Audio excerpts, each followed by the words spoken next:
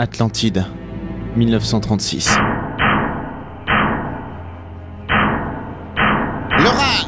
Laura, arrêtez, ça ne sert à rien. Cette porte est en fer forgé.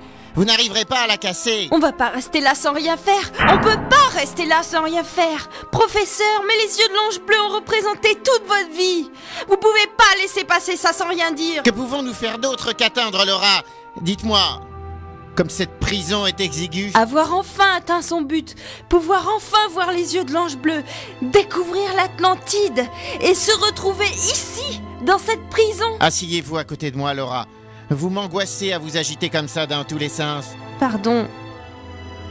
Que veut-il à Buxley, à votre avis? Aucune idée. Mais je crains le pire. Monsieur Buxley a avec lui l'impudence, l'insolence de la jeunesse. Et ce n'est pas une autre figure chrétienne qui l'arrêtera, je le crains. L'ange bleu. Nous avons enfin la preuve qu'il existe des êtres supérieurs, des êtres qui... des anges. Mais il m'a pas l'air d'un ange, celui-là, en vérité. Il ressemble à rien de ce que je pouvais imaginer du paradis. Il nous faut sortir d'ici, professeur. Récupérer les yeux, c'est important, les yeux. Mais finalement, les yeux de l'ange bleu, ce n'est pas si important.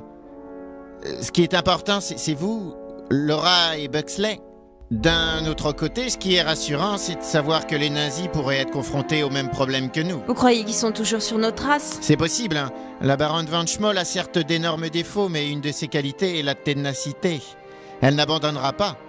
Encore moins après les récents revers qu'elle a essuyés. C'est un fou qui la commande. Qu'espérer de la part d'un fou? Laura, ça ne va pas, Laura, qu'avez-vous? Je sais pas, je suis toute faible, Votre main, Laura! On dirait qu'elle disparaît. Professeur, j'ai mal, bon Dieu, j'ai mal. Calmez-vous, calmez-vous. Ça va mieux, c'est passé. Mais qu'est-il arrivé à votre main, Laura? Rien, c'était juste une hallucination collective, professeur. C'est à cause d'ici, là, tout est étrange ici. Ils ouvrent la porte, vous croyez que c'est Buxley? Mais lâchez-moi! Lâchez-moi! Vous bandez la main sur une baronne du Troisième Reich! Le Grand Reich! Je ne crois pas qu'ils aient connaissance du Troisième Reich, Morietta. La baronne! Professeur qui? Les Anglais! Laura? Eh bien, les nazis, quel étrange endroit pour se retrouver. Fou? Mais... non! Ne fermez pas la porte! Je ne veux pas être seule avec eux! C'est étrange, baronne, mais vous qui nous pourchassiez sans cesse, vous qui vouliez notre mort, vous vous retrouvez prisonnière également. Mais de qui? Qui sont-ils? Qui sont ces gens? Vous avez fait les yeux, professeur?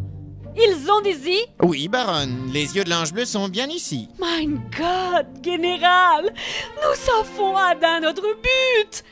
Le Führer sera content! Vous oubliez, baronne, que vous êtes prisonnière au même titre que nous. Mais de qui, bon sang? De l'ange bleu lui-même. Face? Mais où sommes-nous donc? Dans la cité de l'Ange bleu? Dans un certain sens, oui. Mais nous la connaissons plus sous le nom d'Atlantide. L'Atlante?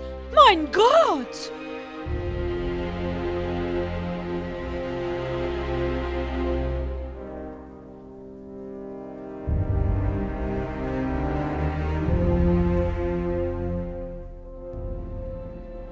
Ils avaient emmené le professeur et Laura. Mais oh, je n'en savais foutrement rien. Peut-être dans une autre cellule que la mienne. Puis quelques minutes, heures ou jours plus tard, ils vinrent me chercher. Toujours les mêmes, en robe de moine, la capuche rabattue sur la tête sans que je puisse découvrir leur visage. Ils m'ont forcé à les suivre jusqu'à une grande salle circulaire, la même que celle des yeux de l'ange bleu. À cela près qu'au centre trônait, non pas un autel avec les pierres précieuses, mais une colonne translucide, comme du verre. Non, de l'eau. Quelque chose bougeait. La matière dont était faite le pilier se mouvait sans cesse. Vous êtes-vous reposé, monsieur Buxley? Autant qu'on le puisse dans une cellule. Où sont Laura et le professeur? Vous le saurez en temps voulu. L'ange bleu, vêtu pareillement que ces hommes damnés, mais plus imposants encore.